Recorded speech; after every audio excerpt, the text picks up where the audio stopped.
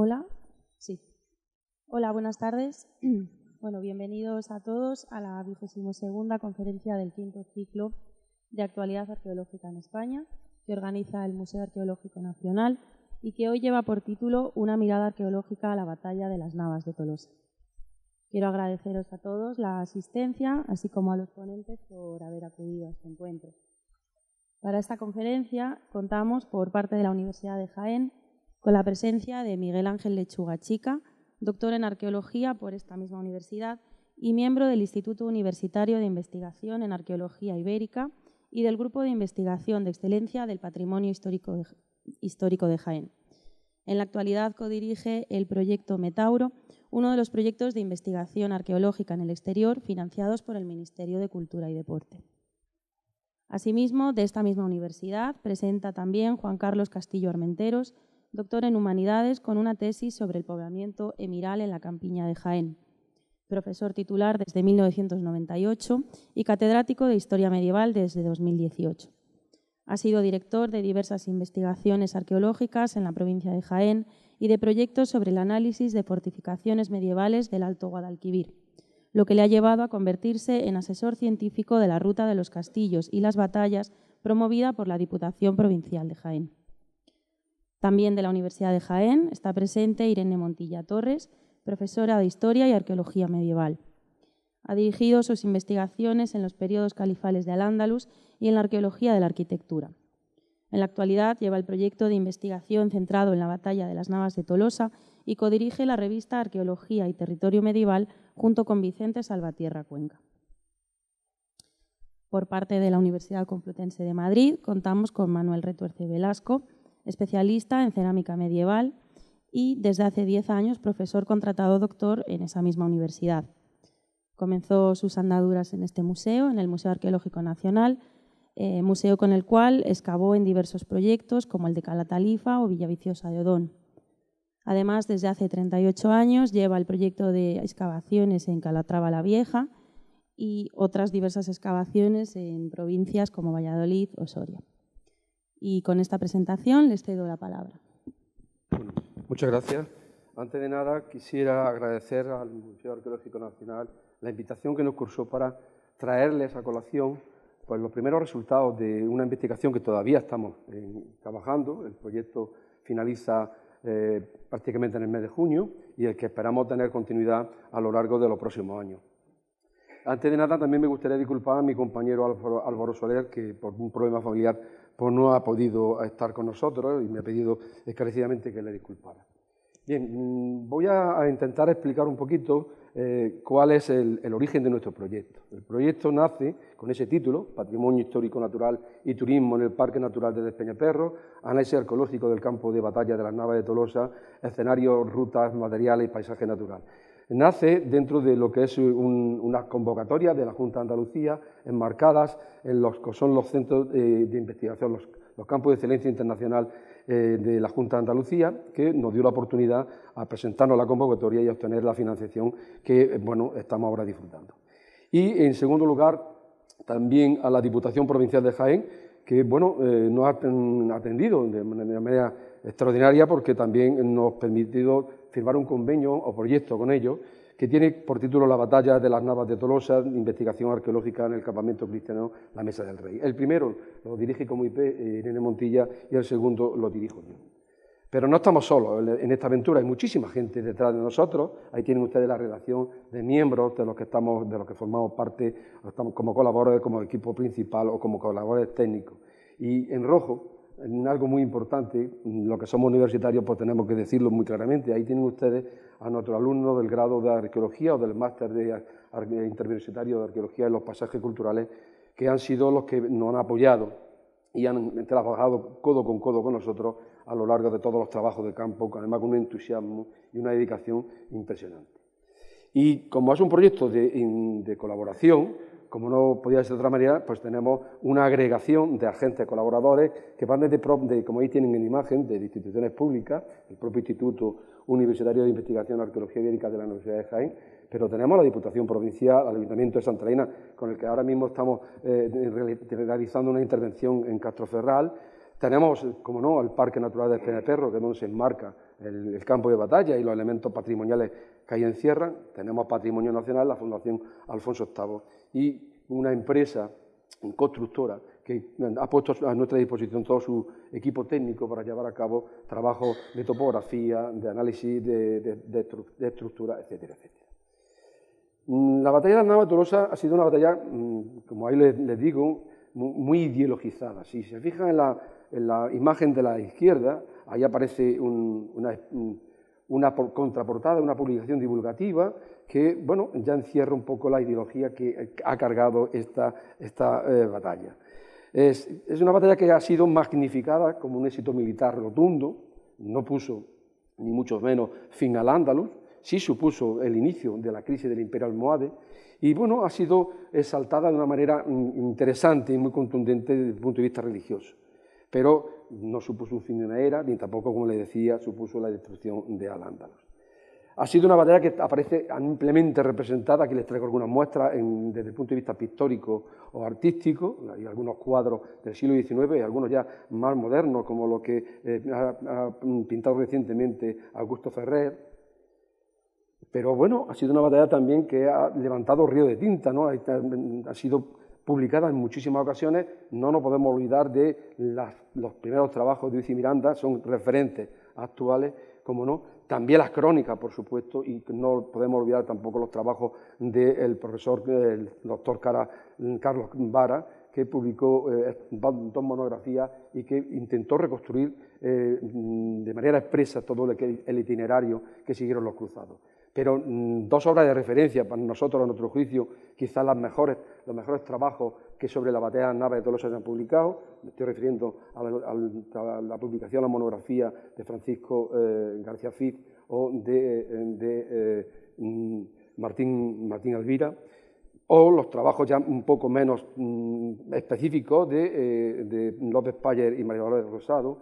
Y bueno, ahí tienen ustedes algunas monografías. Se han publicado varias tesis a nivel internacional y hay a nivel nacional, como la de Martín Alvira, y se han celebrado, cuando se celebró el 8º centenario, pues se han celebrado diversos encuentros, jornadas, entre ellas una que organizó la Diputación con la Universidad de Jaén, Miradas Cruzadas, que dio como resultado una monografía que fue presentada ese mismo año, así como otros eventos de encuentros y jornadas que tuvieron como temática la batalla de Nava de Tolosa.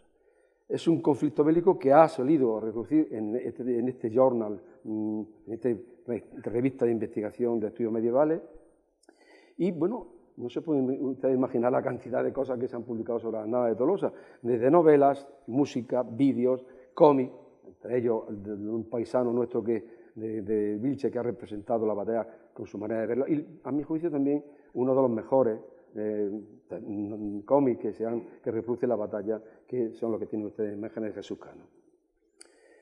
La batalla de Nava de Tolosa ha formado parte de un producto turístico que se llama Ruta Castillo de Batallas, que desde el año 2005 está funcionando en la provincia de Jaén.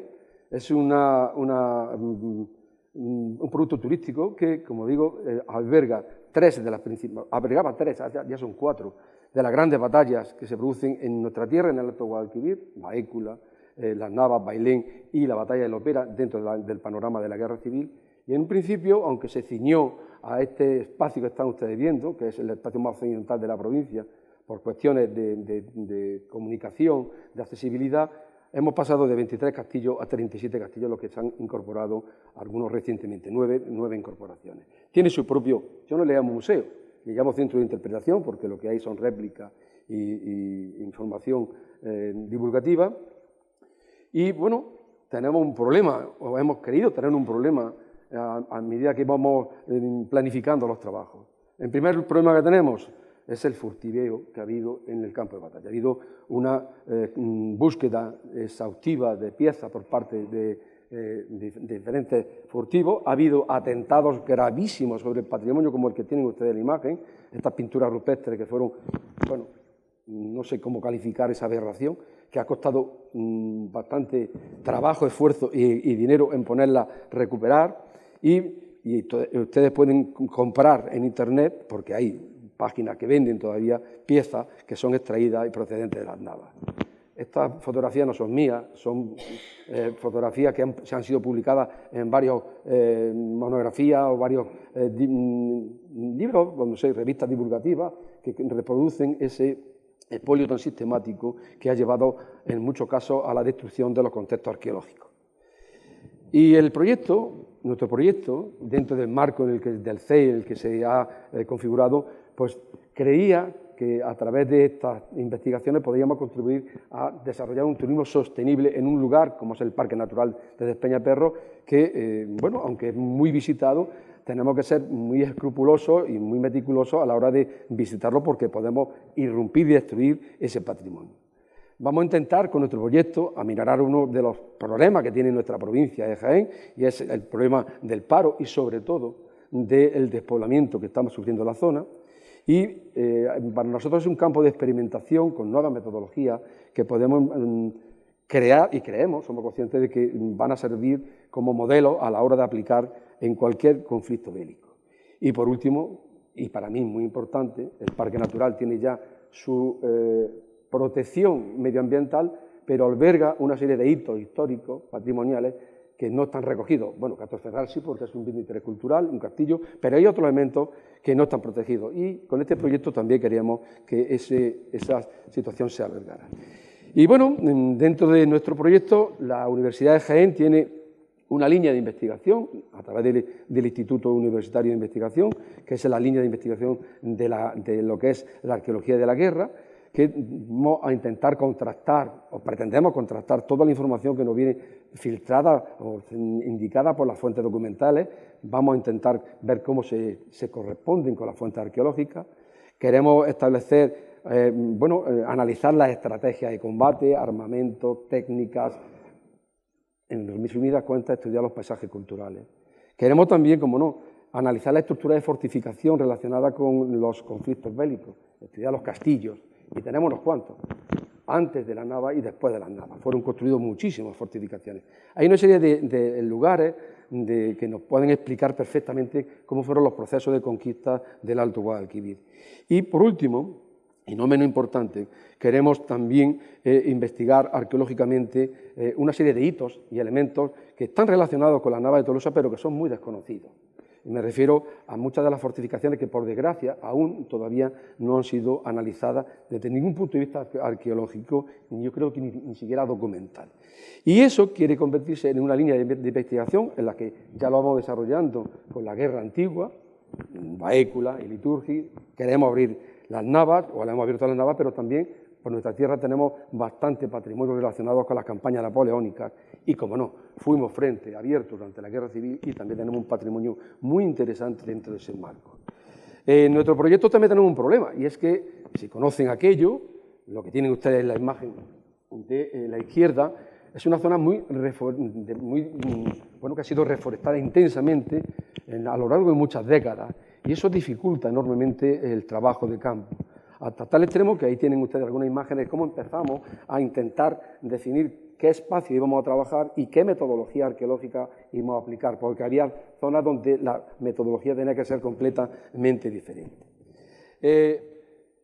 Nuestro proyecto pretende también, a ver si podemos arrojar alguna luz sobre el tema de las cifras tan exageradas que se han estipulado. Lo que ahí les traigo a colación es una publicación del 2019, donde se nos dice que los ejércitos de al-Nasir pues, llegaron a alcanzar hasta 125.000 contendientes de soldados. Otra cosa sería todo ese bagaje que viene detrás de los soldados. La enorme cantidad de ultramontanos que aparecieron por allí, y bueno, el ejército cristiano, según esta fuente, compuesto por 85.000 inicialmente, una vez que se van los ultramontanos, quedaron en 60.000 hombres. Como ven, unas cifras que han sido discutidas por muchos historiadores, muchos medievalistas, y que van afrozando, se la han marcado ahí, en ese marco coloreado, marcan una cifra un tanto mucho más prudente. Era muy difícil convocar grandísimos ejércitos como los que algunos historiadores han lanzado. Creemos en cifras mucho más realistas que podían abarcar entre 24.000 contendientes en el ejército cristiano y unos 40.000 en el ejército, más o menos el ejército islámico. Estos son los protagonistas, no les voy a contar lo que son, pero sí quiero resaltar que estos protagonistas activaron una cruzada predicada por el Papa, y que es una cruzada pensada con un objetivo muy claro, que fue llevar a cabo una batalla campal. La guerra medieval no es eso. La guerra medieval eran guerras de cabalgadas, eran guerras de asedio. En prácticamente 2 siglos y medio, desde la batalla de Zalaca hasta la batalla del Salado, que sepamos, pues prácticamente son 9 batallas campales las que se producen a lo largo de la historia, más o menos, ¿no? No era la manera de producir. Las fuentes nos narran muy bien, y sobre todo el arzobispo Rodrigo Ximénez de Rada nos va narrando muy bien cómo fue el camino que siguieron los cruzados hasta llegar a las Navas. Ahí tienen un poco los itinerarios que se han bajado, prácticamente el camino que desde Toledo, partiendo del 19 de junio hasta llegar al 16 de julio para llevar a cabo la batalla en sí. Cuando llegaron allí, lo que les traigo a colación son las publicaciones del itinerario que llevaron a cabo, los movimientos que llevaron a cabo los ejércitos cristianos en las zonas ya de Despeñaperros, que están publicados por Rosado Llamas y López Payer, o bien por Francisco García Cid. Son los itinerarios que, bueno, se defienden, se han presentado, se han indicado en las fuentes. Nosotros con nuestro trabajo vamos a intentar ver si eso es así, si podemos modificar o aportar algunas novedades a esos itinerarios que tan bien trazados están. Y llegamos a la batalla. La batalla fue un día con un desarrollo muy interesante. Para mí, estas imágenes que publican Balaguat en su Facebook recogen 16 instantáneas de cómo fueron los movimientos de las tropas del 16 de julio. Ahí tienen ustedes, según lo que dice la fuente, cómo era la organización de los diferentes ejércitos y cuáles fueron las tácticas que se van poniendo. Aquí tienen ustedes la disposición de los reyes cristianos, Alfonso VIII, Pedro II y Sancho VII, dónde estaban las órdenes militares, dónde estaban las milicias concejiles y cómo se fue produciendo el avance. En esa representación empiezan a explicarse lo que nos viene contando Ximénez de Rada y otros, y las crónicas es que los andalusíes abandonan el frente y la vanguardia cristiana se va a estrellar rápidamente contra los voluntarios de la fe musulmanes, cómo establecen el primer contacto y cómo las alas musulmanas se disponen para llevar a cabo su técnica de guerra, que la venían realizando siempre, la habían estado realizando, ese intento de cercar a todo el ejército cristiano, y fue la reacción de los reyes lo que impidió pues, que eso se produjera, y todo termina con este fin de la batalla que todos ustedes conocen con la victoria cruzada y el asalto al campamento de An-Nasir. ¿Eso que supuso? Trajo unas importantes consecuencias. Desde el punto de vista histórico, pues a partir de ahí el acceso a la Alta y Baja Andalucía está abierto. Alfonso VIII sienta las bases, crea unos puntos donde emprender nuevas acciones de conquista, se confirma el avance territorial cristiano tan importante, se produce el final de la amenaza islámica más allá de Despeñaperros, y bueno, se produce un control militar exhaustivo de todo el territorio que abarca desde el Tajo a Sierra Morena por parte de los cristianos. Y finalmente se produce una extensión de los señoríos de las órdenes militares pues, por toda la zona, sobre todo situada en la zona de frontera. Ahí tienen un mapa de la secuencia de conquistas que se lleva a cabo por parte de los cristianos en lo que es la Andalucía, permaneciendo el reino de Nazarí y Granada sin conquista. Le voy a ceder la palabra a mi compañero Miguel Ángel Lechuga, que le va a explicar un poco la metodología de trabajo que hemos ido desempeñando en esta investigación. Muchas gracias, Juan Carlos. Buenas tardes. Una reflexión que pensaba en el momento que está hablando Juan Carlos es, bueno, ya han contado la historia, ya no sabemos qué es la batalla. La historiografía se ha encargado de hacernos un ideario colectivo de cómo es una batalla, de cómo fue esta batalla en concreto. Bueno, pues este proyecto lo que pretende es aportar nuevos datos, nueva evidencia a través de la arqueología, algo que se aleja mucho de la percepción histórica tradicional que tenemos de la batalla. Una primera reflexión. Una conceptualización de un campo de batalla como un yacimiento arqueológico es algo tremendamente reciente, es decir, un yacimiento arqueológico en el ideario colectivo y dentro de la propia investigación se concebía como un espacio físico concreto con una dilatada secuencia de ocupación. No fue hasta los años 80 del siglo XX cuando por primera vez se afrontó de forma sistemática el estudio de un campo de batalla desde el punto de vista arqueológico. y fue con una batalla muy célebre que casi todos conoceréis, aunque nos resulte un poco ajena. Fue una batalla de Little Bighorn en Estados Unidos que enfrentó al 7º de caballería con diferentes tribus nativas americanas, ¿vale? En este caso, en esta primera aproximación desde el punto de vista arqueológico a los restos que genera una batalla, dos profesores de la universidad, bueno, los profesores Douglas Scott y Richard Fox, lo que plantearon es una primera metodología de qué tipo de evidencia queda después de una batalla, qué tipo de huella material. Y ellos consiguieron demostrar o aportar un dato arqueológico que fue capaz de matizar el conocimiento que teníamos de esa batalla a través de las referencias textuales, incluso lograron cambiar un poco esa perspectiva y desmitificar cómo fue esa batalla, ¿vale? Entonces, tened en cuenta que los yacimientos arqueológicos poseen una serie de particularidades y en este caso los campos de batalla, concebidos como yacimientos arqueológicos, presentan una serie de particularidades muy diversas, pero que podemos sintetizar en 2 o 3 puntos clave. El primero de ellos es el propio proceso de formación del registro arqueológico, es decir, una batalla se genera en cuestión de horas, de minutos, de días, una escala que es muy ajena o muy diferente a la escala tradicional de la arqueología. El contexto deposicional de esos objetos que pueden quedar en un campo de batalla es muy efímero. Incluso eso provoca que normalmente no existan estructuras conservadas vinculadas a una batalla. Si suelen conservarse son muy efímeras, ¿vale? Pero aparte de eso, la propia concepción canónica de un yacimiento arqueológico con una estratigrafía vertical, no existe en un campo de batalla, no existe una estratigrafía canónica, simplemente hay una dispersión de materiales en un contexto más o menos superficial que no presenta las relaciones canónicas estratigráficas de cualquier otro sitio arqueológico. Por tanto, hay que tratar de desarrollar una metodología adecuada a ese tipo particular de registro arqueológico. Y fijaros, la huella material que puede generar una batalla depende mucho, o la que se conserve hasta nuestros días, de los propios procesos postdeposicionales, es decir, qué pasa en el escenario de un campo de batalla después del final de una batalla. Fijaros, el profesor Quesada resumía en esta imagen que os traigo en pantalla cómo los procesos postdeposicionales, desde el mismo momento posterior a la batalla hasta nuestros días, están alterando el registro arqueológico que generó la batalla en sí. El momento justo después de la batalla, el bando vencedor recoge parte de armas, elementos que pueda reutilizarse y que pueda emplear o volver a emplear. Entonces, en un lapso de tiempo muy corto, gran parte del registro arqueológico desaparece, pero también existe un reaprovechamiento de los materiales que aún quedan por parte de las poblaciones locales en el entorno en los días o las semanas posteriores. Incluso ya a más largo tiempo, los procesos de erosión, los procesos naturales, incluso los procesos de uso de los suelos, van mermando ese registro arqueológico. Es decir, como veis en la imagen que os muestro, la excepción es que encontremos un objeto de entidad suficiente que sea fácilmente identificable con la batalla. Lo normal es lo que tenía abajo. Lo que nos va a quedar es una huella, una parte que tenemos que saber ponderar y evaluar en el registro arqueológico, ¿vale?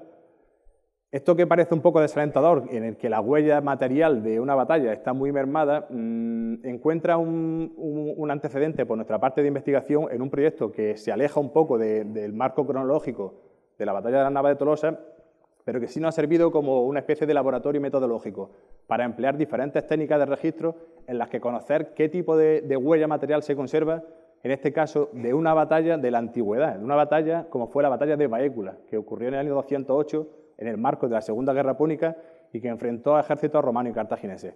Fijaros, en este caso, desde el año 2001, el Instituto Universitario de Investigación en Arqueología Ibérica de la Universidad de Jaén ha realizado un proyecto de investigación de más de 10 años. Y aquí sí comenzamos a tener más o menos clara la huella material que genera, en este caso, un evento bélico de grandes dimensiones que se reduce a un lapso de tiempo muy breve, ¿vale? Fijaros, aquí es fundamental el trabajo en diferentes escalas, desde la escala macroterritorial hasta la escala micro del objeto o del detalle ínfimo de la microtopografía. Una de las fortalezas del proyecto Baécula de investigación del campo de batalla fue la capacidad para articular tanto los datos arqueológicos como los datos textuales, es decir, contábamos con una serie de referencias textuales de los autores clásicos que nos narraban cómo fue la batalla.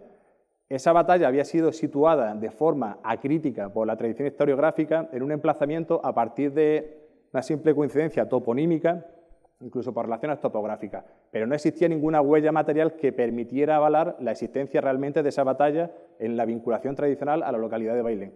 Bueno, pues desde una escala macroterritorial, como veis en la imagen de arriba, se planteó un proyecto ambicioso que abarcaba cientos de kilómetros con un objetivo inicial, tratar de localizar primero el emplazamiento de la propia batalla.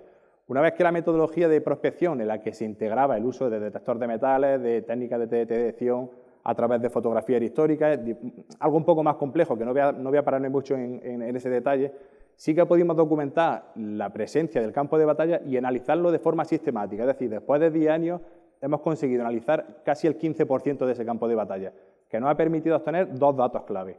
Por una parte, la extensión, cómo de grande es un campo de batalla en la antigüedad, y por lo que calculamos y por lo que hemos podido ver en el campo de batalla de Baécula, son 500 hectáreas. 500 hectáreas se escapa un poco de la escala normal de trabajo de la arqueología a escala intrasitio. Es algo desmesuradamente grande, ¿vale? Pero no entendáis estas 500 hectáreas como un conjunto homogéneo de materiales. Lo que hemos podido identificar son dispersiones, discontinuidades, concentraciones de materiales muy concretos que se acotan a áreas precisas y que nos ayudan a entender cómo fue esa batalla. Pues desde la escala macro de la propia provincia de Jaén hasta la escala semimicro de la propia batalla, nos podemos ir hasta el detalle de la pieza o del objeto en sí. Fijaros, el registro que documentamos después de 10 años, en torno a unas 65 o 70 hectáreas que hemos microprospectado, veremos ahora cómo lo hacíamos, el registro son como en torno a 9.200 materiales metálicos. De ellos solo podemos vincular de forma crítica y coherente al momento de la batalla en torno a 1.000 objetos. El resto son elementos que están en la superficie y que, como carecen de estratigrafía, están alterando, son procesos postdeposicionales que también alteran ese registro. Bueno, pues fijaros, en el gráfico que os muestro en la imagen, de los casi 1.000 objetos que podemos vincular a la batalla, la amplia mayoría no son armas, no son realmente armas. Casi el 70% del total se corresponden con unos clavos diminutos de entre 1 y 2 centímetros, que hasta el inicio del proyecto de investigación Baécula apenas se le prestaba atención. Se trata de clavi caligae, es decir, los clavos que los soldados romanos, los legionarios, llevaban en sus suelas de sus zapatillas y que se desprendían por decenas, por centenares, multiplicados por la cantidad de tropas.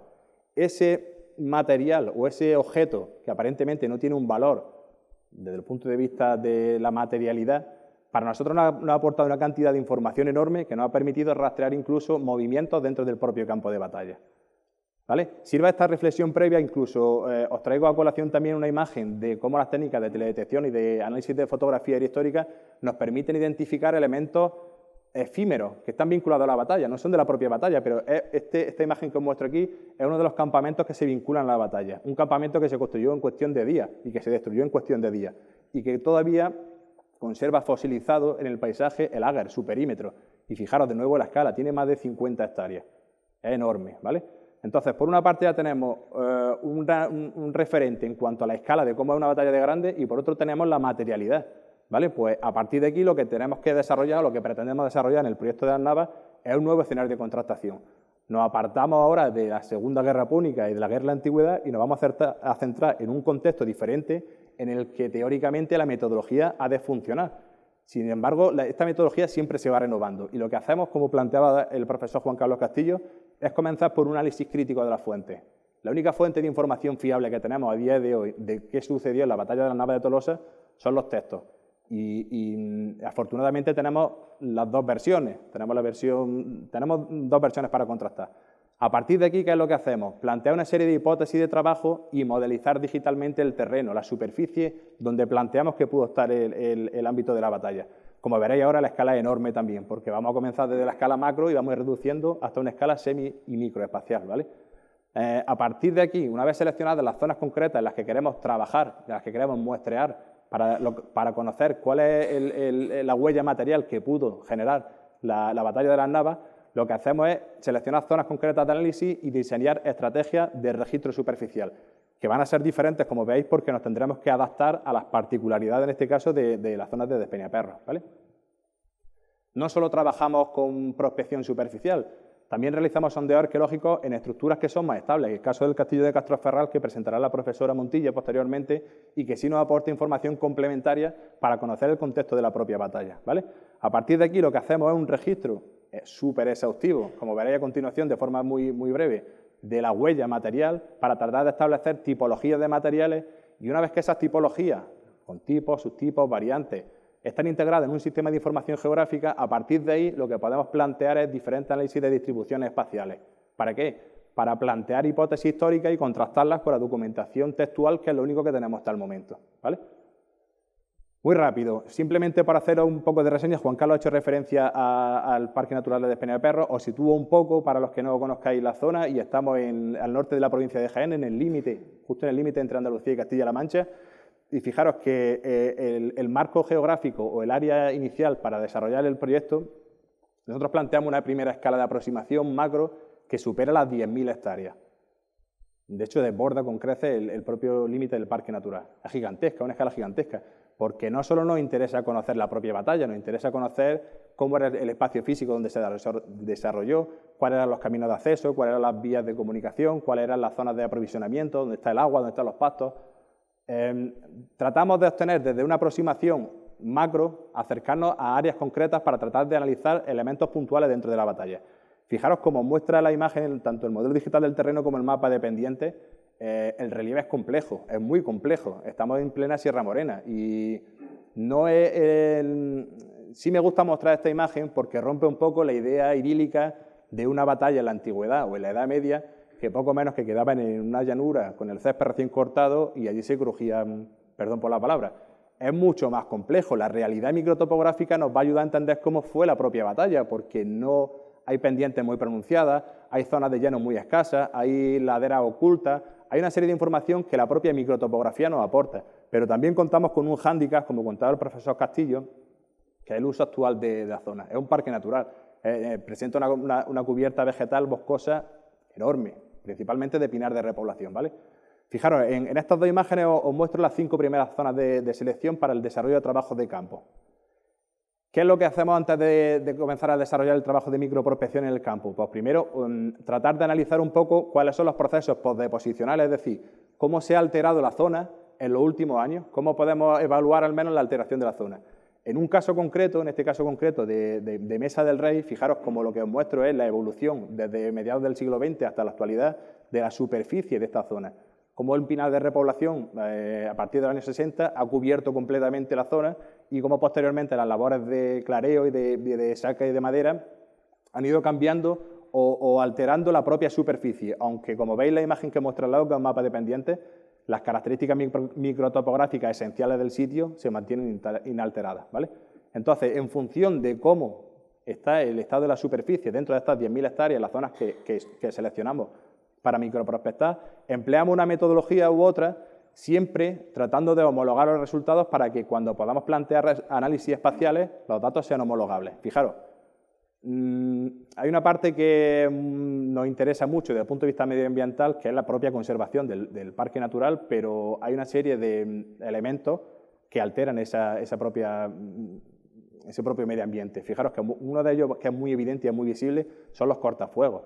Los cortafuegos que se realizan para la prevención de posibles incendios en verano jalonan todo el parque natural, jalonan gran parte del área de selección de donde pretendemos muestrear. Pues vamos a empezar planteando, o hemos empezado planteando estas zonas que están completamente despejadas de vegetación como zonas de muestreo, y nuestra unidad mínima de muestreo siempre es la cuadrícula. Es decir, son un cuadrado de 20 por 20 metros, 400 metros cuadrados, que se van insertando una detrás de otra hasta conformar un transe. Esta unidad mínima de muestreo es muy versátil, es decir, la podemos implementar tanto en la cresta de un cerro como en la parte baja de un valle. Es versátil y nos permite establecer un protocolo de actuación. ¿Cuál es ese protocolo de actuación? Pues fijaros, en la imagen que os muestro son como 4 o 5 pasos básicos. Principio, primero y principal, la microprospección con detector de metales de cobertura total, es decir, toda la superficie se microprospecta y a partir de ahí lo que se hace es una señalización de cada objeto metálico que vamos documentando. Un siguiente equipo hace un proceso de embolsado y un siguiente equipo, fundamental, casi más importante que el detector de metales, georreferencia cada uno de los hallazgos para implementarlo en un sistema de información geográfica, ¿vale? ¿Esto dónde lo hacemos? Pues en las zonas idílicas, en las zonas de cortafuegos que son muy bonitas, no tienen vegetación y es muy fácil trabajar. ¿Qué pasa cuando nos metemos en el bosque? ¿Cómo trabajamos? Pues sí que hemos cambiado la estrategia y hemos pasado de cuadrículas a áreas de trabajo, porque no es factible establecer esas cuadrículas de 20 por 20 metros porque la propia vegetación condiciona el desarrollo del muestreo. Entonces, ¿qué es lo que hacemos? Plantear áreas de trabajo concretas en el que se hace muestreo intensivo y en el que se evalúa la intensidad de ese muestreo. ¿Cómo se evalúa a día de hoy por dónde camina cada persona en el campo o en la ciudad? Pues lo tenemos muy sencillo. Todos tenemos un teléfono móvil en el bolsillo que tiene una aplicación, que tiene un track o una ruta que es la imagen que veis arriba, que son los tracks y las rutas que realizamos dentro del área seleccionada y que nos permiten evaluar la densidad del muestreo, es decir, cómo de representativo es la cantidad de material que yo encuentro en un área en la que no tengo acotada una cuadrícula, ¿vale? Esto es relevante desde el punto de vista del control de la calidad de la propia prospección. Bueno, y llegamos a un punto clave, que voy terminando, que es nuestro amado, detestado, una de las herramientas de trabajo principales para nosotros, como es el detector de metales, y que genera tanta controversia. Desde nuestro punto de vista, desde hace más de 20 años venimos demostrando que un detector de metales en manos de un proyecto de investigación, en manos de un arqueólogo o una arqueóloga capacitada y que sepa lo que está haciendo, no tiene por qué ser algo negativo para el patrimonio. Es más, sin el detector de metales no podríamos identificar ningún tipo de huella material superficial vinculada a la batalla, porque solo se conservan elementos metálicos vinculados a la batalla. Sí quiero dejar claro, como muestro en la imagen, que no se debe confundir, nunca debemos confundir la legitimidad y la validez de la herramienta con la legitimación de quienes usan esa herramienta para cometer actos ilegales. Nosotros nos alejamos completamente de los mal llamados detectoaficionados porque generan una especie de controversia que quien conoce realmente cómo funciona un detector de metales los caza a la primera. Es muy sencillo, es muy fácil de entender. Fijaros, cuando un mal llamado detectoaficionado va al campo con su detector de metales, él discrimina. Él no trabaja como trabajamos nosotros de forma exhaustiva. No discrimina en función del tipo de objeto, sino del material. Y él selecciona oro, plata o bronce y el resto, hierro y principalmente plomo, pero principalmente hierro, lo descarta. ¿Por qué? Porque haría que su hobby tan entretenido pues fuera muy aburrido y fuera muy tedioso y fuera realmente un proceso de investigación como el que hemos sufrido y como el que sufrimos día a día cuando vamos al campo. Fijaros, voy a mostrar un último dato de simplemente la implementación de cada objeto dentro del sistema de información geográfica y cómo podemos trabajar desde la escala macroterritorial del ámbito principal del campo de batalla hasta las propias áreas concretas donde vamos a trabajar y conocer cada uno de esos objetos estableciendo tipologías, tipos, subvariantes, cualquier tipo de dato que nos ayude a establecer análisis espaciales de relación entre los propios objetos y el marco físico en el que se encuentran, ¿vale? Y con esta ya termino, si me deja, perdón, porque es una última, son datos brutos, pero sí ayuda a entender a la gente que no entiende muchas veces cómo es una microprospección para buscar un campo de batalla, cómo de lento, de tedioso y de complejo es el trabajo de registro superficial. Es que no os podéis hacer una idea. Voy a dar unos cuantos datos muy sencillos. Fijaros, en esta campaña, 2022, 3 meses de trabajo en campo, con diferente intensidad, con diferentes grupos, unas 30 personas, principalmente alumnos del grado de arqueología. Hemos conseguido documentar en una superficie cercana a las 12 hectáreas 5.800 elementos metálicos. Bueno, pues de ellos, más de la mitad, más de 3.000, se corresponden a basura que hemos generado nosotros en los últimos 50 años. Y llama mucho la atención que haya 3.000 y pico objetos de basura dentro de un parque natural, que a priori es la zona que no ensuciamos los humanos modernos. Fijaros la imagen que os muestro aquí abajo. Esto forma parte del proceso de investigación también. Nosotros no nos dedicamos a buscar moneditas ni a buscar puntitas de flecha, no. Nos dedicamos a documentar un registro arqueológico alterado por diferentes procesos y tenemos que evaluar esos procesos y conocerlos para plantear finalmente hipótesis históricas a partir del dato arqueológico. 2 datos muy sencillos y termino. La longitud media de los objetos que encontramos en el campo es 3,7 centímetros. El peso medio son 7,5 gramos. Estos datos quiero que os hagan entender un poco que la parte del registro material superficial que documentamos con el detector de metales y que podemos vincular a un evento concreto es solo una parte. No es tan sencillo como ir al campo, coger un detector de metales, encontrar una punta de flecha y decir tengo la batalla de las Navas. Es mucho más complejo, ¿vale? Y termino en esta parte aquí y doy la palabra al profesor Manuel Retuerce. Bien, yo estoy aquí circunstancialmente, tendría que estar debajo como los otros miembros del equipo. A ver, ¿qué ha pasado? Que se ha ido. Ahí. Que están con nosotros acompañándonos, pero circunstancias graves familiares de Álvaro Soler del Campo pues no ha podido estar aquí y es quien ha preparado y el que lleva más en concreto lo que es el registro material, que fundamentalmente, como se ha dicho, es metálico. Entonces me toca a mí a ver si he comprendido todo lo que hemos hablado durante todo este tiempo, pero que es realmente el que lo lleva más directamente. Bien, vamos a ver. El registro metálico es el que sale con los detectores. Claro, cerámica, pues si no se excava, pues no se detecta con un detector de metales. Evidentemente la cerámica no suena. Entonces, al prospectar con los detectores por toda esta amplia área que se ha dicho, de tantas hectáreas, bueno, pues lo que sale es metal. Entonces, hay que discriminar, ahí ven el gráfico, donde destacan tres colores. El que más destaca precisamente es el amarillo, que son los objetos metálicos que no podemos identificar, precisamente, que supone el 28%. Entonces, esto está tan fragmentado que no podemos decir nada. Pero hay que fijarse en otros tres colores, que fundamentalmente son el marrón, que son las puntas de flecha, que supone el 22%, más el 18%, que son los clavos de herradura, ya vamos sumando entre unos y otros, pues ya tenemos un porcentaje bastante amplio. Y ya las propias herraduras en sí, que es bueno, pues entre estos tres elementos, que son los más característicos y que se puede seguir la investigación porque son los fundamentales, pues tenemos un porcentaje bastante amplio para poder hablar de cuál es en concreto pues el principal objeto que tenemos en una batalla, que son los objetos de armamento y los relacionados con la caballería. Bien, después tenemos otras cosas bastante interesantes que son, por ejemplo, escoria, indumentaria, objetos de indumentaria, los correajes se adornaban, entonces esto también se ha perdido, pinjantes, pero bueno, son muy importantes, pero no supone el grueso de lo que es el estudio de la batalla. Eso sí, siempre interesante.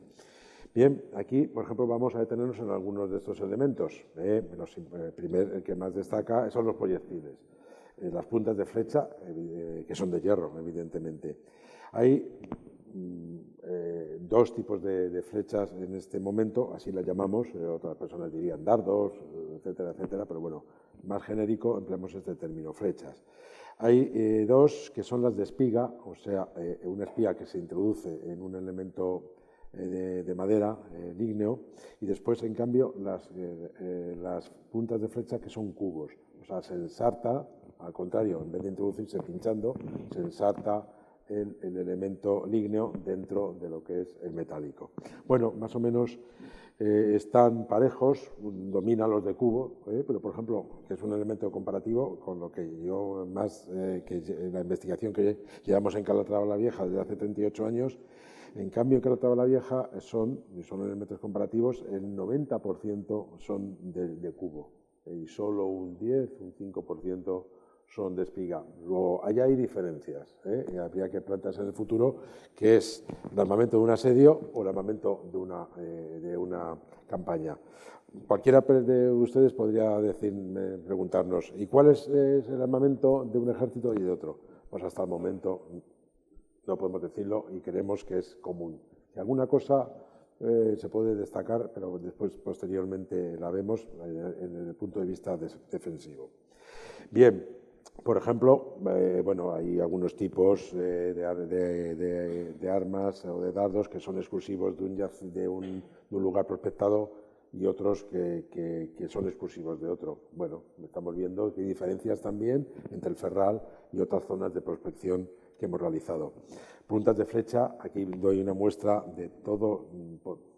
Aquí, en principio, en arqueología es mejor diferenciar y después ya tendrás tiempo de agrupar. De momento nosotros hemos diferenciado y que seguro que con la investigación saldrán más tipos, 13 tipos genéricos más 33 variantes en subtipos.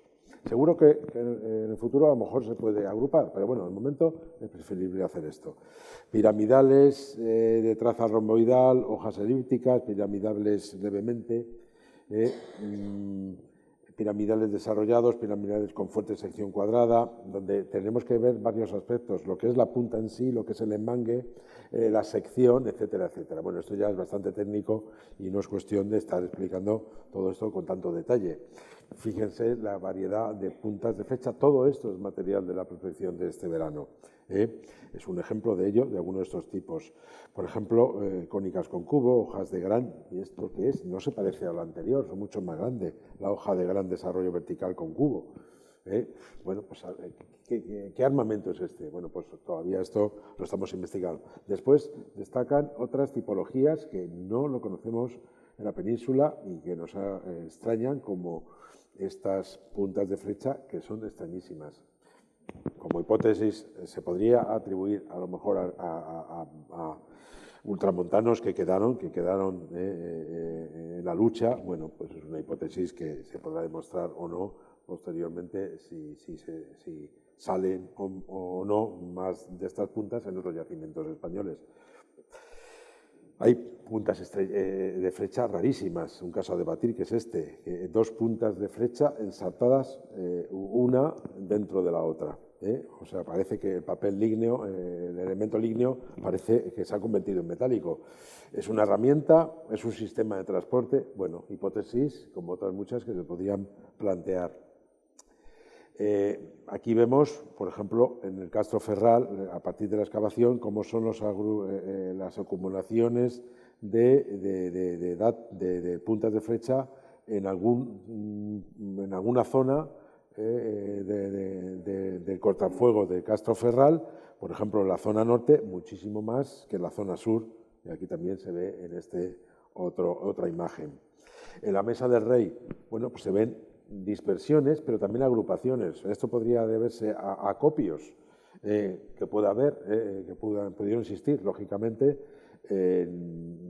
tenía que haber grupos o elementos de soldadescos que están guardando y van a proporcionar el armamento a los demás.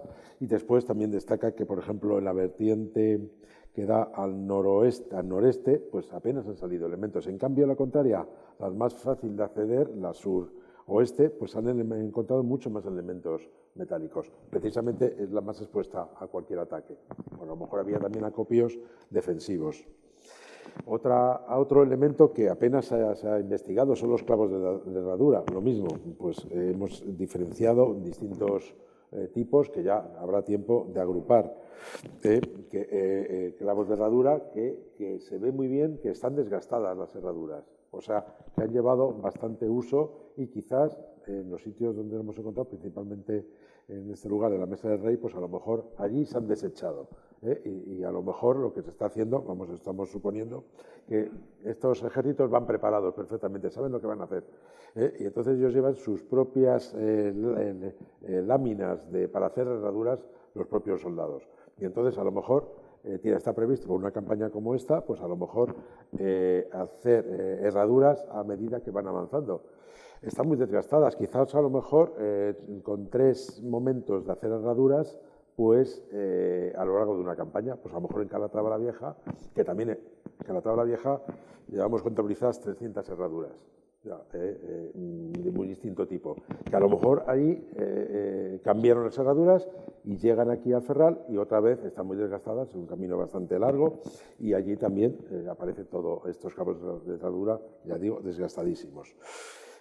Bueno, los porcentajes, no me detengo en ello, bueno, más o menos el más abundante es el triangular, pero aquí están las herraduras, casi siempre en rotas. Hemos podido distinguir, también gracias a la ayuda de los caballerizos y de la Guardia Real, del Patrimonio Nacional, hemos podido diferenciar cuáles son las herraduras que pertenecen a los pies, las herraduras que pertenecen a las patas traseras. Estas, por ejemplo, de la izquierda, son de las manos, de los caballos, y de los pies, pues son estas de la derecha. Bueno, elementos que hasta ahora la investigación nunca se había detenido.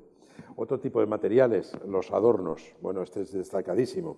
Algunos ya se conocía, pero bueno, nos ha salido pues todo un pinjante de una frontalera de un caballo. Aquí lo tenemos, las cantigas, que siempre han sido denostadas como fuente arqueológica, pero es interesantísimo. Todo lo que, esto es una verdadera fotografía, o cómic, diríamos a lo mejor ahora, pero no se están inventando nada. Nada, absolutamente nada. Y miren aquí la pinjante del caballo, y aquí he encontrado en la prospección sobredorado, como muchos otros elementos que después veremos. Otros tipos de materiales, por ejemplo, hasta ahora esto apenas había documentado en ningún yacimiento, pues elementos de cota de malla, que están, bueno, pues se van uniendo entre ellos, son del tipo donde un anillo acoge siempre a otros 4. Otro tipo de materiales, este es muy interesante, único hasta ahora, desconocido, que este sí que podemos atribuirlo a tropas islámicas. Y quizás turcas. No hay que olvidar que aquí hay, aparte de extrapeninsulares, por parte cristiana, también hay extrapeninsulares por parte islámica. Bueno, pues algo que son, podríamos estar hablando de las coracinas más antiguas que conocemos, que estaban hasta ahora en Europa occidental, nunca se había encontrado absolutamente nada de esto. Son exactamente iguales a las que han salido en la ciudadela mameluca de Damasco, y aquí contamos, son exactamente, y aquí otro, un carcal mongol, que exactamente, un arqueólogo ruso, donde ha dibujado lo encontrado por él, pero que es exactamente igual a lo encontrado ahora mismo en las Navas. Monedas, también se les pierden las monedas. Todas son, bueno, lo normal, pues acuñadas en época de Alfonso VIII. La más frecuente es los dineros de Toleta, con la cara, el rostro, mejor dicho, de la faz del monarca, y con la cruz, o sea, la cara y la cruz típica. Y después la anterior es también la faz del monarca, esta vez ceca de Burgos, donde es la cara del monarca y el castillo emblema de su reino, el castillo de Castilla. Indumentaria, lo que decía, también sobredorado, múltiples objetos, que es lo que adorna pues todos los correajes de los soldados, con pues desde ajedrezados, flores de loto, castillos, etcétera, que nos está diciendo probablemente que son del ejército castellano. Y algunas muy curiosas, como esta, que no nos decidíamos en identificar. Yo veo un oso. Aquí quizás pues a lo mejor otras personas, y a lo mejor hay que pensar, será un oso de la comunidad castellana, digo madrileña. Esto, un clavo con epigrafía, amuletos, sellos, villas, herrajes de arquetas, y aquí tenemos los paralelos que también llevaban, porque había las personas que componían el ejército castellano, o aragonés y navarro, pues tenían sus elementos de lujo que llevaban a la batalla. Bien, el Castoferral va a pasar a hablar Irene Montilla, por favor. Sí, ¿es este mismo? Gracias.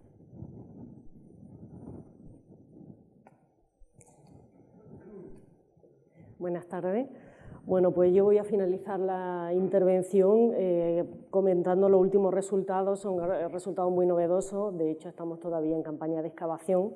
Hemos desarrollado solo 2 meses de excavación. Hemos estado más tiempo en prospección y, bueno, pues les voy a avanzar los últimos resultados que tenemos del conocimiento de la fortificación denominada como Castroferral, una fortificación que, bueno, que siempre se había puesto o se había considerado como una torre fronteriza, un puesto vigía que estaría controlando el paso entre la meseta y Andalucía.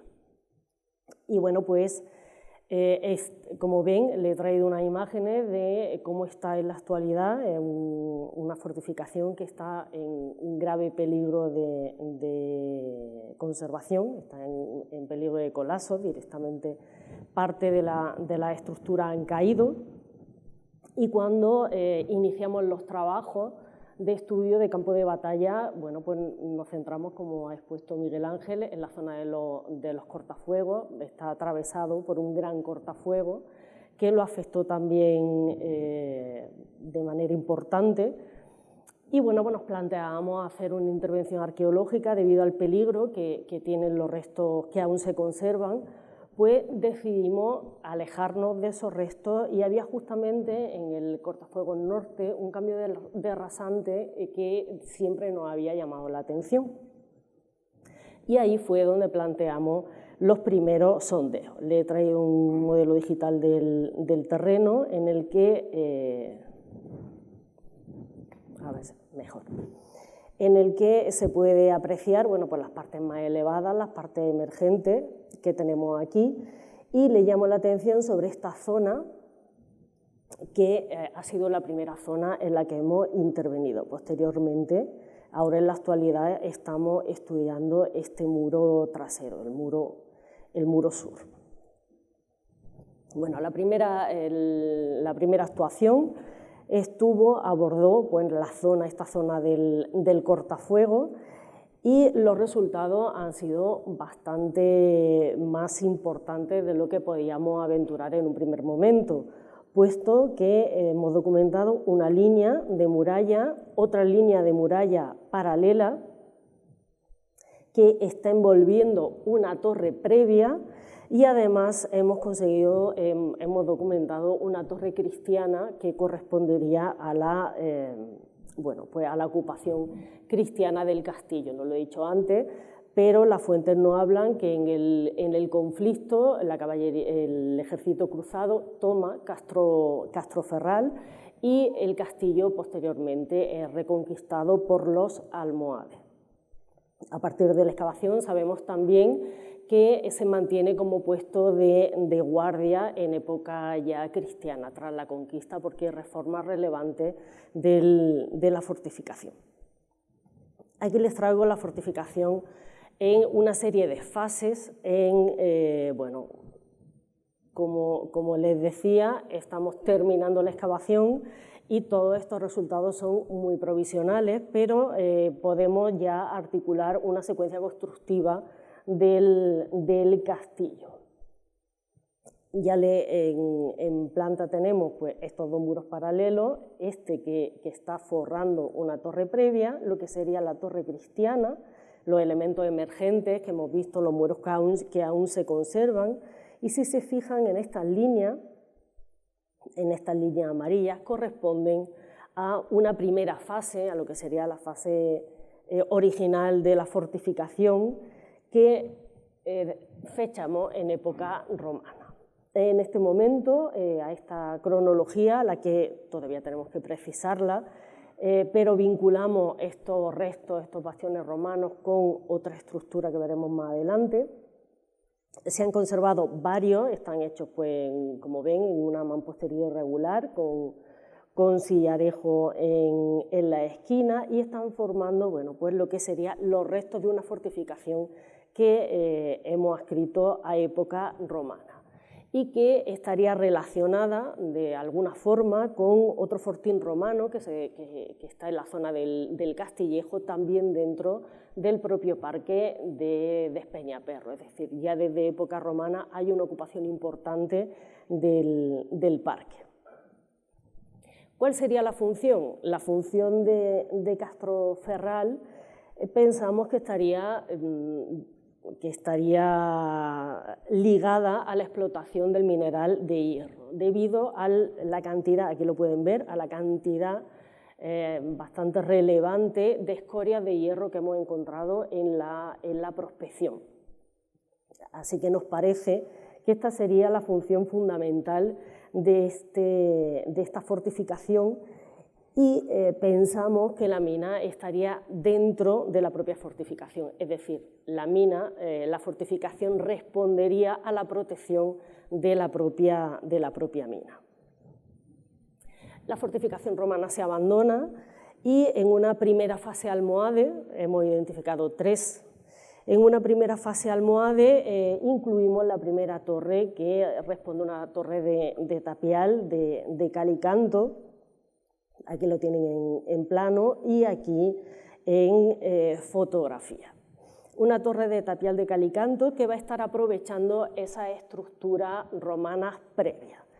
Si se fijan en la imagen, la torre de cal y canto estaría aquí, y estamos aquí en estos muros, en el muro sur del castillo, que son los que hemos abordado arqueológicamente. Las primeras hiladas son hiladas que responderían a esa fortificación en las que ya se aprecia un vano que se va a continuar en esta fase almohade 1, es decir, eso nos estaría indicando que la explotación de la mina se sigue haciendo, que la explotación del mineral de hierro se sigue haciendo en esta primera fase almohade. Esa fase almohade le sucede otra segunda fase que responde a la ampliación del recinto amurallado y, por supuesto, a la reutilización de estos bastiones. En este momento, cuando se construye este gran muro de un tapial de cal y canto durísimo. Aquí tienen una imagen que presenta una serie de mechinales que están rematados por esas lajas de piedra. En este momento también, en esta fase almohade 2, cuando se ciega la puerta que daría acceso a la mina, es decir, la extracción minera ya no sería una función del castillo, sino que pasaría a ser la función exclusivamente militar, y en este momento también cuando se le asocia, cuando se adosa un nuevo cuerpo de tapial al castillo. Constatamos incluso una tercera fase, almohade 3, que responde a una refortificación del castillo con la construcción de una nueva tapia, en este caso un tapial de tierra, paralelo al anterior, con una potencia de más de 2 metros de altura, como ven. La verdad es que la conservación de estos muros es realmente espectacular, porque pensábamos que el cortafuego había acabado por completo con cualquier resto de fortificación, excepto con los restos emergentes, y nos estamos encontrando un verdadero castillo con una historia de ocupación y con una serie de fases muy relevantes.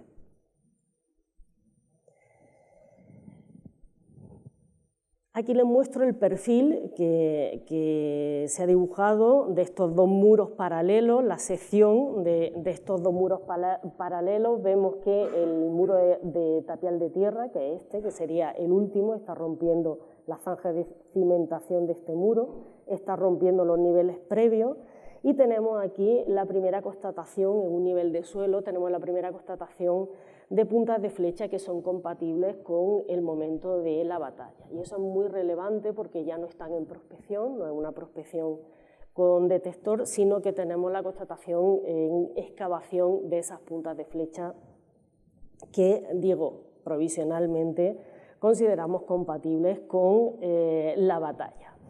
Aquí les muestro pues la planta de la excavación y el número de puntas de flecha de cubo, de puntas de flecha de espiga, que no ha estado hablando el profesor Retuerce. Y bueno, también se ha dicho muchas veces, a priori se decía, las puntas de flecha de espiga son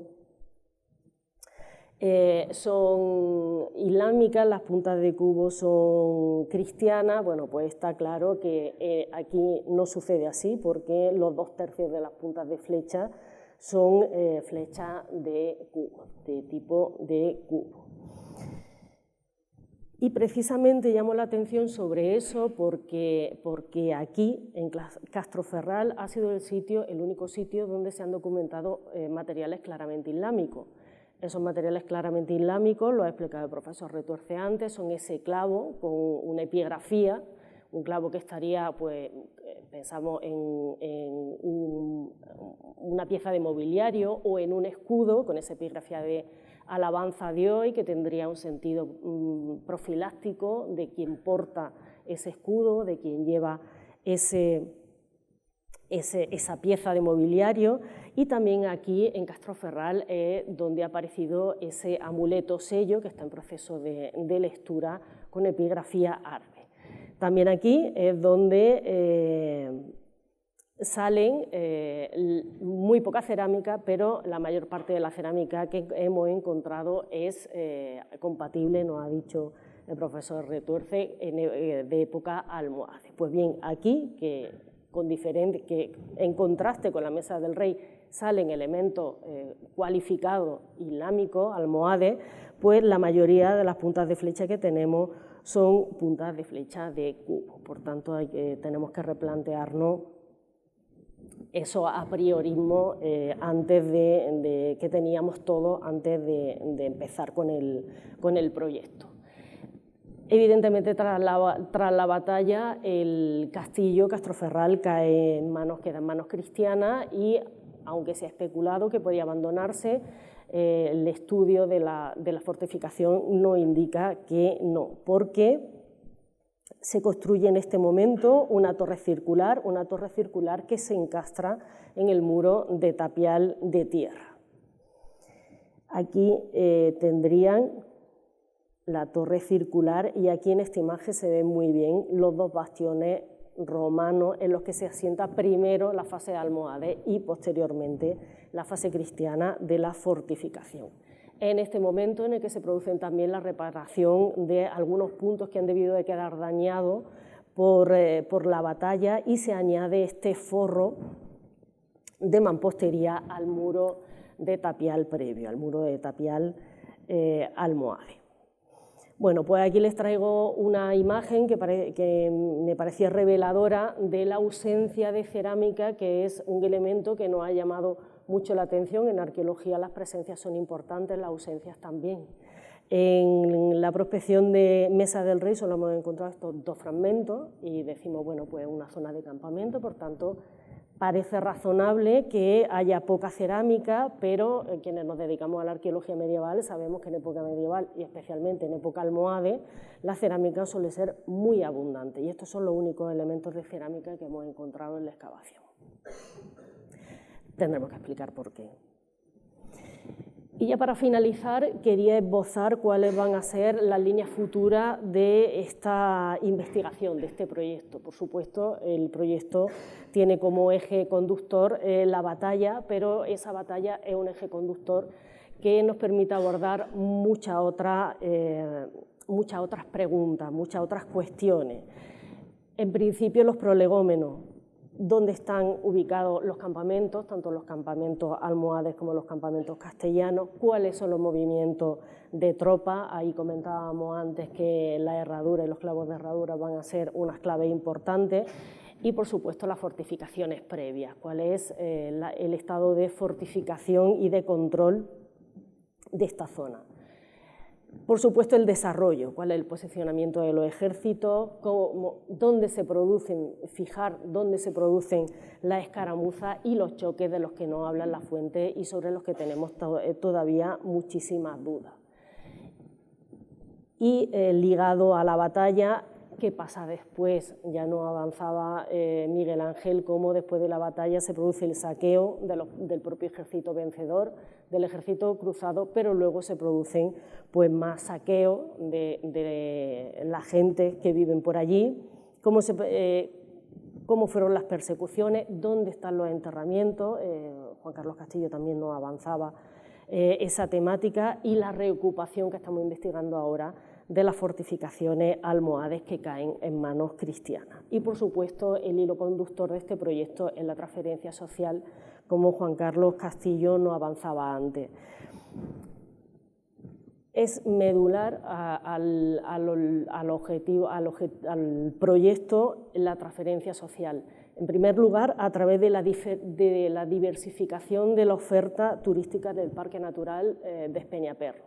El Parque Natural de Espeñaperros tiene una oferta turística clara que se basa en la visita a sus ricos elementos naturales, pero también contiene, y lo hemos visto en esta presentación, elementos patrimoniales y arqueológicos muy relevantes. La idea es diversificar la oferta, que esa oferta natural se le pueda sumar una oferta patrimonial relevante que permita atraer a un mayor número de visitantes, no solo al visitante natural, sino también al visitante cultural.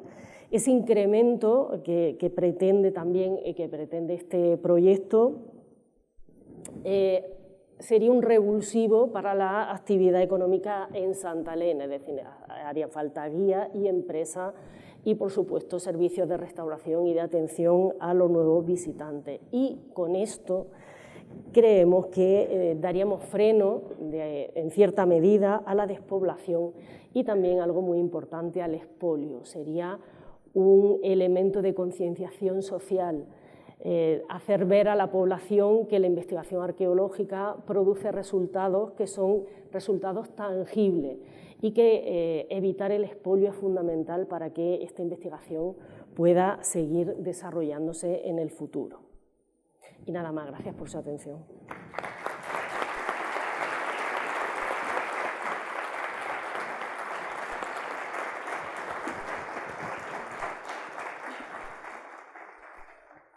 Bueno, ¿se oye? Sí.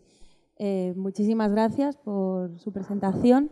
Tenemos ahora un tiempo para preguntas, si alguien entre el público quiere comentar o preguntar algo a los ponentes. Voy.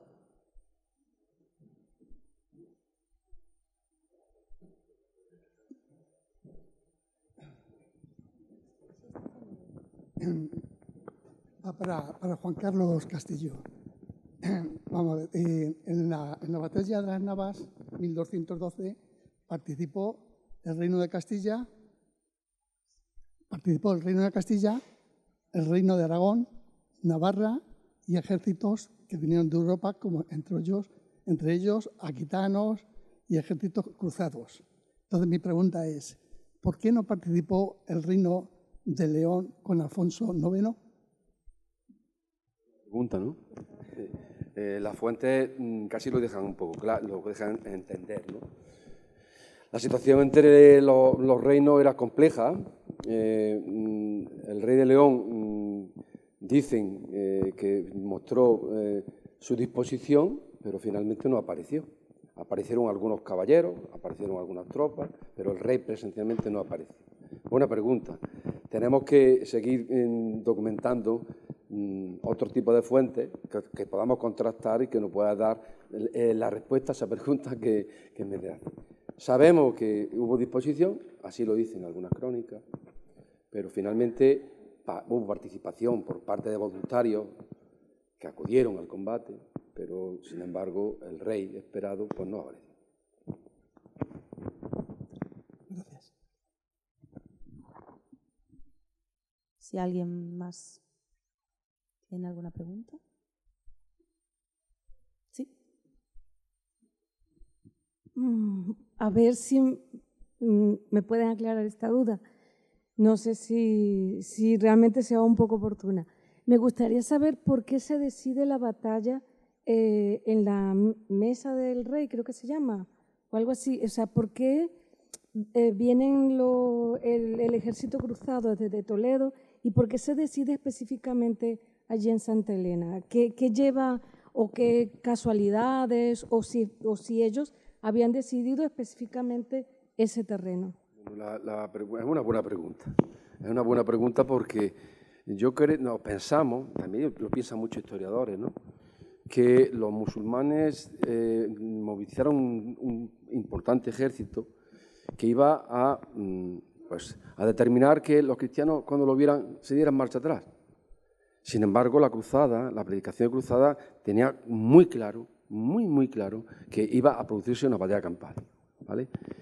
¿Por qué ese sitio? Pues ese sitio viene porque ellos intentan cruzar el paso de la Losa, un paso muy complicado, se dan cuenta que por ahí no pueden pasar y deciden tomar una alternativa. Ahí aparece la figura del pastor y, bueno, llegan a un punto, a un lugar donde sí visualizan el campo del campamento musulmán y se dan cuenta que a partir de ese momento tienen un lugar donde, no lo olvidemos, estamos el 16 de julio, aunque las temperaturas han podido variar, el calor que tenía que hacer en ese momento era acuciante. Tuvieron que buscar un sitio donde había agua, donde pudieran acampar y pudieran tener un continuo flujo y suministro de agua. Encontraron ese lugar. El tema, y es muy interesante, es que estamos hablando de 3 ejércitos con todo su... La Mesa del Reino es un amplio espacio donde meter la cifra que decían las fuentes exageradas era muy complicado, muy complicado. La cuestión es que está muy bien posicionada y sobre todo permite tener una disposición bastante aventajada con respecto a lo que es donde se produce realmente la batalla, que es en el Llano de la América y esa zona del contorno, y bien enfrente. De hecho, An-Nasir tuvo que desplazar su lugar de establecimiento original para colocar una posición donde pudiera controlar.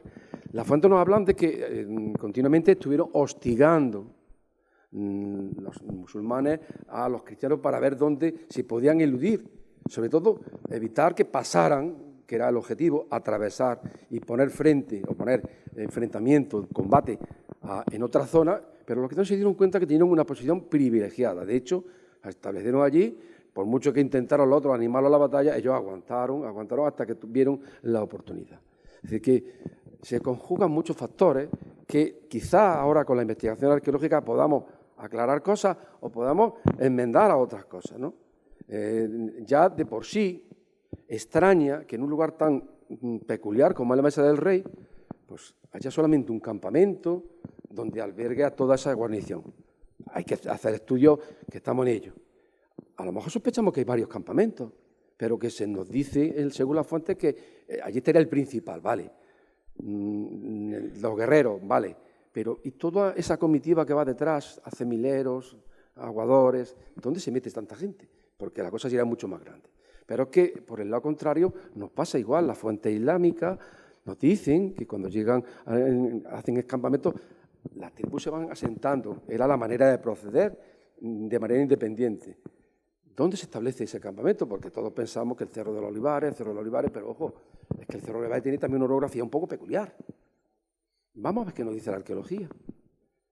Si le puedo asegurar que nosotros al principio éramos muy pesimistas, viendo, primero, la reforestación, donde algunos trabajos de prospección nos han demostrado que allí se movió mucha tierra para la repoblación, pero también el expolio. Vamos a ver qué nos dice la arqueología de si las fuentes están identificando perfectamente esos lugares o estaríamos hablando de otras cosas que pasan desapercibidas que las fuentes o los cronistas de la época no reflejaron. Pero las fuentes, tanto cristianas como musulmanas, nos ofrecen una realidad que tenemos que ver cómo, como decía Miguel Ángel, contrastamos la materialidad de todos esos elementos.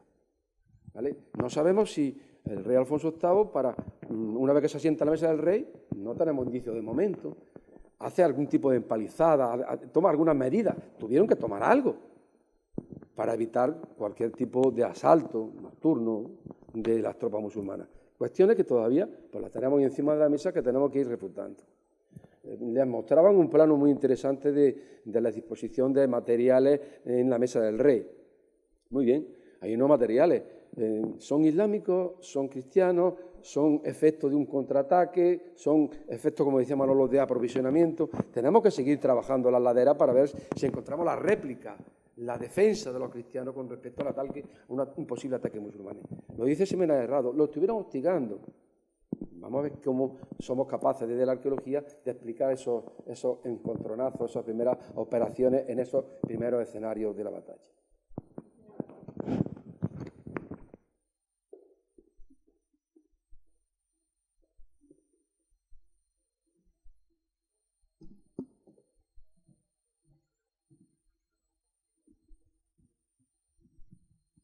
Sí, buenas tardes.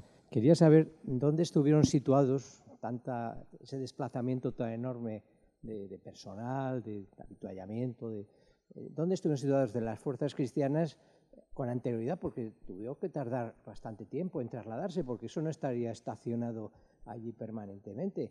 Hubo un desplazamiento de fuerzas de distintos reinos y si nos puede decir algo, nos puede hablar algo de los lugares donde existen restos, de esa colocación de campamentos previos. Hemos hecho trabajo, lo han visto, ha sido 3 meses. Aquello es enorme. ¿Cuántas hectáreas tenemos? 10.000 hectáreas tenemos. Sabemos, según nos dicen las fuentes, que antes de alcanzar los primeros pasos hay una primera acampada. No la hemos investigado. Desde el fortín que le mostraba Irene, un poquito más abajo, Tenemos unos llanos donde había aprovisionamiento de agua, ahí tuvieron que hacer pernoctación fijo antes de empezar a subir en los puertos, ¿no? Hay noticias de que antes de llegar a Castroferral, también hay unas primeras paradas de descanso, de aprovisionamiento, antes de alcanzar lo que es el Castroferral. Ese espacio todavía no lo tenemos estudiado, ¿vale? Suponemos que los resultados que vamos a tener en ellos podrían ser muy parecidos a lo que tenemos localizado en la Mesa del Rey. Las fuentes napoleónicas también nos dibujan que allí hubo acampadas de los ejércitos españoles que iban a luchar contra Napoleón. Esos ejércitos parece que acamparon casi en los mismos sitios de acampadas de los cristianos. Entonces, todo eso tenemos que ir poco a poco aclarando. Esto no es un proyecto de un año.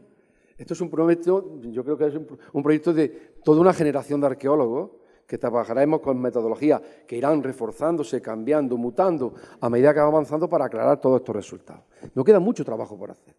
Piensen que hemos estado 3 meses de campo en lo que es el cortafuegos y la zona de la Mesa del Rey y que hemos dedicado 2 meses escasos a la excavación de Castroferral, que nos va a dar muchas sorpresas. Entonces, todavía queda mucho que hacer. Pero todas esas preguntas están ahí, anotadas, porque cuando hicimos ese mapa que yo les mostraba al principio, de seleccionar qué áreas íbamos a trabajar, dependiendo de la vegetación, dependiendo de la orografía, dependiendo del esfuerzo, porque aquello no es fácil. Por eso les agradecía a los alumnos de la Universidad de Jaén, tanto del grado como del máster, esa disposición que han tenido a trabajar codo con nosotros, porque entiendan que este verano ha sido un verano de los que no se recuerdan.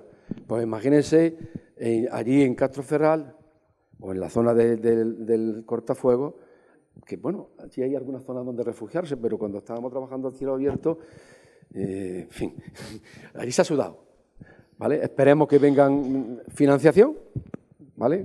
Tenemos buena disposición de momento y sobre todo por parte del equipo, que como le decía, para nosotros ha sido una sorpresa entender que creíamos que aquello estaba ya hecho un edial, pues la sorpresa nos la hemos llevado en el propio cortafuegos, que por allí habrán pasado meses y meses las máquinas abriendo. Sorprendentemente nos hemos encontrado estas estructuras tan impresionantes.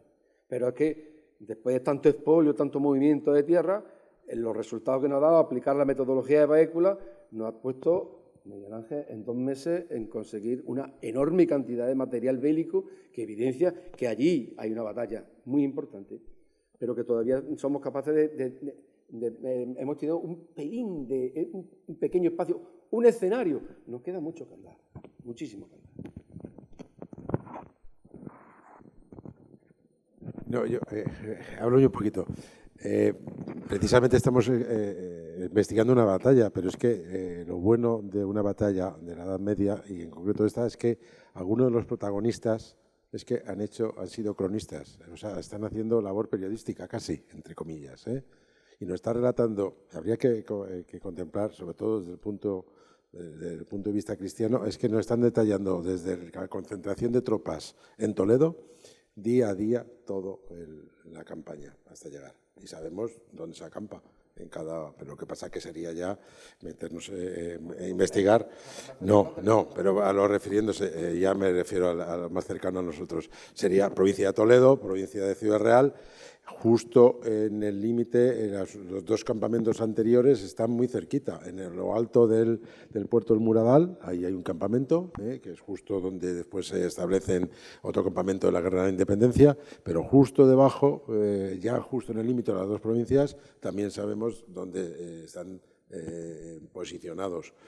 Y con agua, y corre el agua, incluso en verano, ahí exactamente. Entonces, el sitio es maravilloso. No sé si no solo es la batalla, que es el castillejo que se ha encontrado, que se desconocía, por ejemplo, pero después hay unas ventas del siglo XVII y XVIII todavía intactas. Los caminos, o sea, todo es patrimonio, no solo en la batalla, pero bueno, nosotros estamos centrados en lo que es el Parque Natural y en la batalla en concreto, el último momento del encuentro. Pero bueno, habría que investigar y es lo que ha dicho, generaciones. Pues no, ya no abarca solo, no abarcamos más.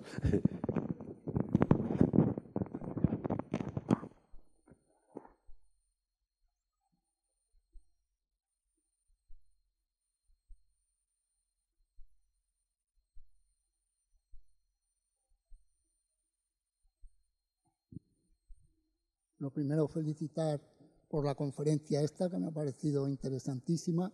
Y luego una curiosidad que tengo. Esto sí, con el desarrollo que va a ser de varios años del proyecto, se siguen encontrando elementos metálicos, en particular tachuelas de sandalias, tachuelas de herraduras, cerraduras, las puntas de flecha, etcétera. Todo eso puede llegar en un momento que se tengan suficiente número de elementos a por una extrapolación matemática, más o menos estimar el número de combatientes que hubo en la batalla. No es fácil esa ¿queréis contestarla vosotros? No es fácil. Es muy buena pregunta, pero hay varios factores que no tenemos en la ecuación. No somos capaces de ponderar cómo afectó el proceso de posición posterior a la batalla en la merma de la materialidad. No sabemos qué se llevan. Seguro que hay zonas que las dejaron limpias, que reaprovecharon cualquier tipo de elemento, pero seguro que hay zonas de huida en las que todavía se tienen que conservar materiales en su contexto casi original. Entonces, es muy difícil de extrapolar datos del presente al pasado desde el punto de vista cuantitativo. Sin embargo, desde el punto de vista cualitativo sí son muy relevantes. Las concentraciones en determinados puntos de determinados materiales, presencia y ausencia en diferentes sitios, sí que nos van a permitir seguir avanzando en el conocimiento. Como planteaba Juan Carlos, a mí me da la sensación de que esto es una película y tenemos una escena. Esta primera campaña hemos logrado identificar una escena, pero no sabemos en qué orden van de la película todavía. Nos quedan muchas escenas que documentar, acciones puntuales, que es lo que vamos documentando, hasta que configuremos un mapa que sea entendible desde el punto de vista del registro material. Yo debato mucho con ellos porque a mí me toca la parte metodológica con los compañeros de trabajo en campo y de demostrar con una materialidad que hay un campamento. Yo estoy harto de escuchar, aquí hay un campamento, aquí hay un campamento, aquí hay un campamento. Desde el punto de vista arqueológico, de demostrar la presencia de un campamento, en el caso de Baécula, que es la experiencia, fueron 10 años. 10 años de trabajo de campo para homologar y para que todo el mundo sea un poco como Santo Tomás, que sea capaz de tocar y que lo vea y que se lo crea, porque es muy fácil decir, aquí hay un campamento, aquí hay agua, aquí hay... Pero una cosa es plantearlo desde la literatura o desde las fuentes orales y otra desde el registro material. Entonces, por eso planteaba Juan Carlos que es de generaciones. Ojalá tenga continuidad el proyecto desde el punto de vista de la financiación, porque el proyecto es súper interesante y seguro que se convierte en un nuevo laboratorio metodológico en el que iremos desarrollando nuevas estrategias, a nuevas preguntas. O sea, la arqueología hace 30 años, 20 años, 25 años no se planteaba cómo se investiga una batalla. Entonces, seguro que este proceso que comienza a andar con este primer proyecto va a generar una nueva dinámica en la que seguirá aportando nueva información. Yo soy escéptico en creer que podamos llegar un día a cuantificar a partir del registro material, pero sí que vamos a poder conocer mucho mejor la batalla y muchos de los mitos que nos transmiten las fuentes seguro que se disuelven un poco o se matizan bastante. ¿Has visto la imagen que, a colación de lo que preguntaba esto, las imágenes que yo les mostraba antiguas, que bueno, están publicadas, que eso es público, del momento en que se estaban llevando a cabo las reforestaciones del entorno? El acopio de material que hacían los operarios para venderlo como hierro viejo. Nos hablan los viejos del lugar, aquí está el alcalde, Ramón, nos hablan de que se acabó muchísima cantidad de material. Ese material lo hemos perdido. Eso dificulta ampliamente la pregunta que formula. Pero no va a indicar que por el hecho que se ha llevado no quede nada. Que esa era nuestra sospecha, entre comillas, aunque sabíamos que el método era bueno y que la sorpresa que nos hemos llevado pues vienen a mejorar todavía, a refutar que la metodología que estamos aplicando es la correcta. Que es una metodología que va a ser trasladable a los otros campos de batalla de cualquier época, estoy de acuerdo. Que esta metodología que estamos desarrollando en España puede transferir en la frontera, estoy de acuerdo. Y habrá que buscar muchos paralelos, habrá que reunirnos y discutir sobre cuáles son los resultados que estamos obteniendo. Esto es un trabajo enorme. Yo me dedico a la puesta en valor de fortificaciones, de la Orden Militar de Calatrava, de otras cosas. Un castillo no se pone en valor en un año. Hay castillos como puede ser el ejemplo de Alcaudete, no sé si lo conocen, de la Orden Militar de Calatrava, que hemos estado 21 años y todavía no hemos terminado. Todavía nos queda trabajo que hacer. La metodología arqueológica es así, de lenta, de pausada. Pero bueno, ahí está.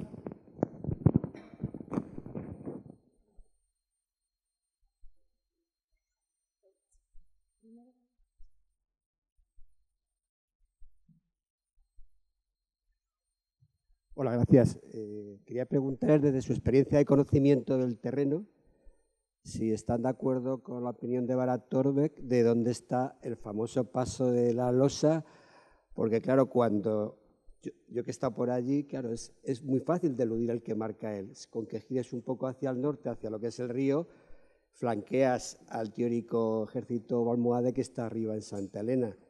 Con lo cual, aplicando la lógica militar, pues no es un paso infranqueable para un ejército que desciende. Entonces, desde su conocimiento de la zona, porque el profesor Retuerce también está en la incógnita donde está el castillo de Dueñas, cercano al de Salvatierra. Si van por la zona, lo que es ahora Calzada de Calatrava, o más por la sierra.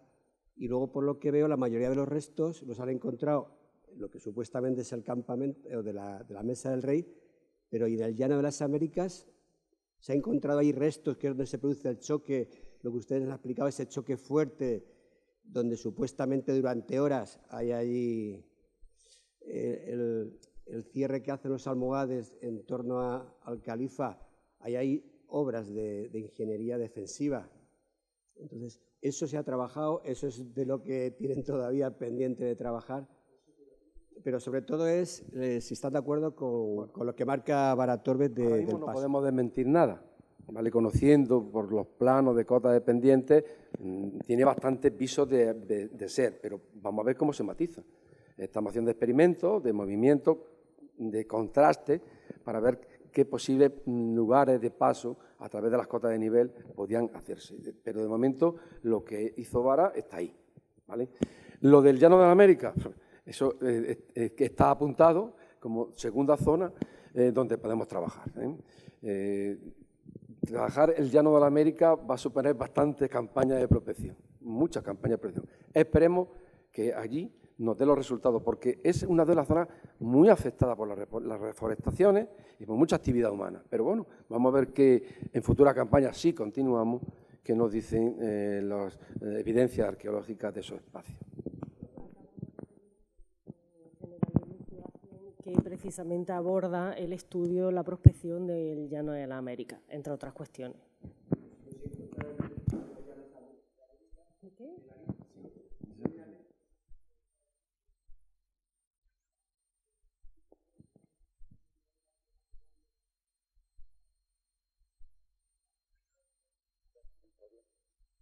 Cuestionar eso o determinar el grado de expolio y destrucción que tiene aquel espacio.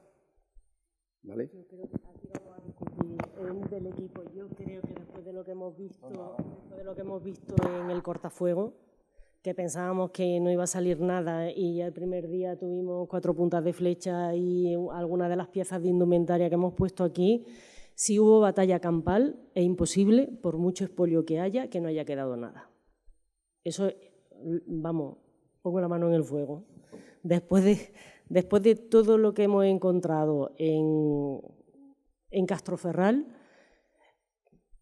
que es una zona donde han pasado bulldozers que han destrozado parte del castillo y que lo han arrasado todo, me parece imposible que si hubo un enfrentamiento campal en el Llano de las Américas, como se plantea en muchos estudios, me parece imposible que no queden restos. Si no quedan restos... Hombre, claro, hay un sego porque había un expolio fortísimo, pero cuando hicieron el cortafuegos no me cabe duda de que también lo hubo.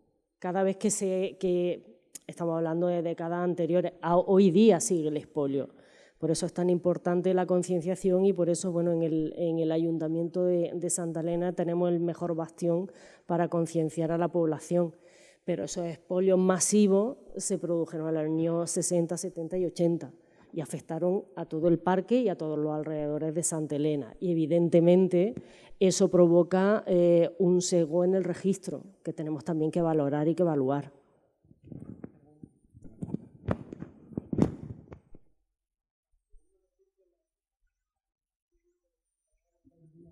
Sobre todo los muros.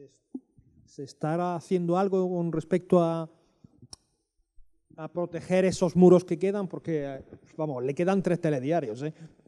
Sí, el castillo efectivamente los muros están en riesgo de colapso, la mayoría han ido cayendo y sí que dentro del proyecto, Como el proyecto era un proyecto destinado a la transferencia, necesitábamos entidades asociadas, el ayuntamiento fue una entidad asociada, Diputación también, y la empresa Calderón, que se dedica a la restauración y rehabilitación de edificios también. Y ellos, bueno, su aportación al proyecto ha sido una propuesta de consolidación y de conservación de los muros que quedan.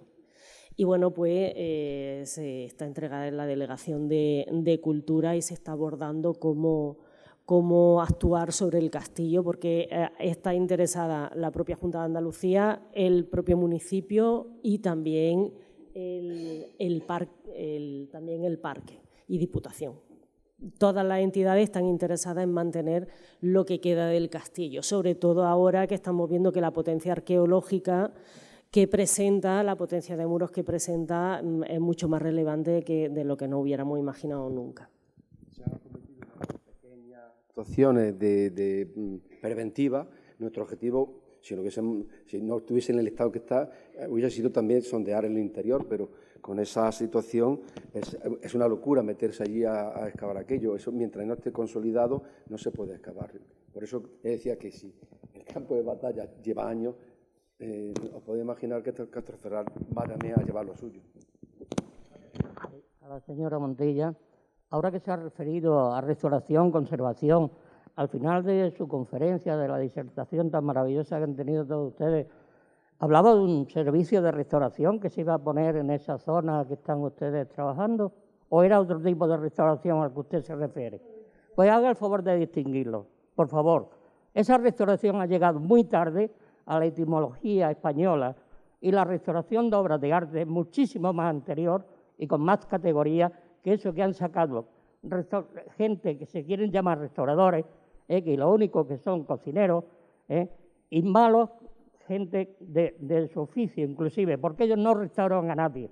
Ellos pueden envenenar con sus comidas. Lleva usted razón, la palabra está muy mal empleada, lleva razón.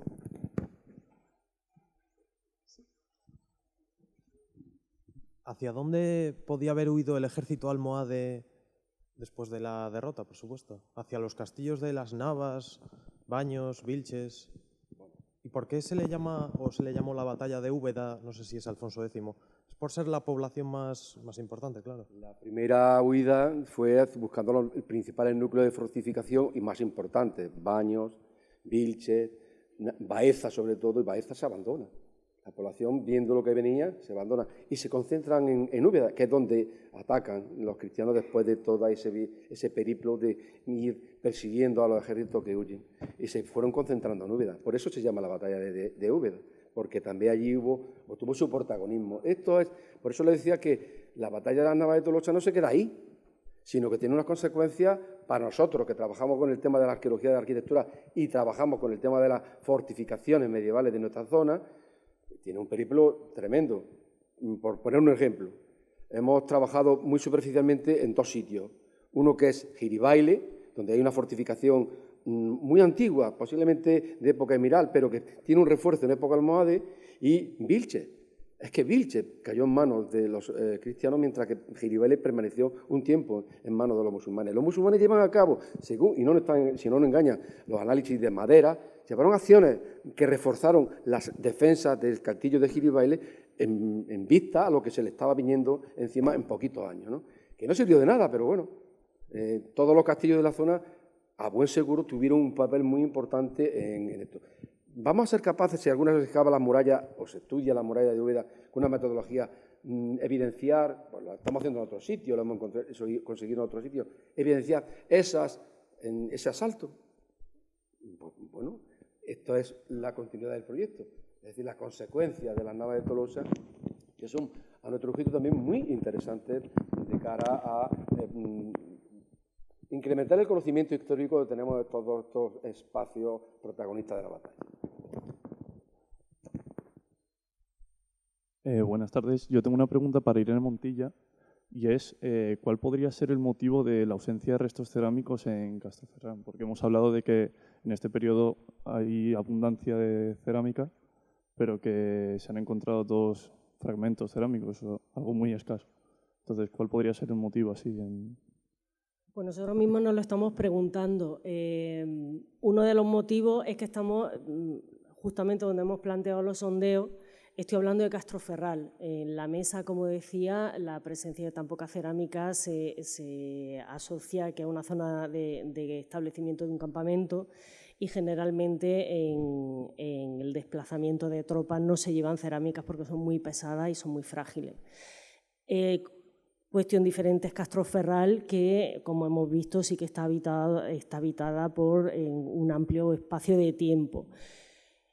Quizá una de las razones de esa escasez de cerámica tenga relación con que estamos trabajando en los espacios precisamente amurallados, tanto en los límites sur como en el límite norte. Quizá cuando emprendamos la excavación del interior del castillo, la documentación de cerámica cambie. Pero debido a ese riesgo de colapso hemos querido alejarnos lo máximo posible.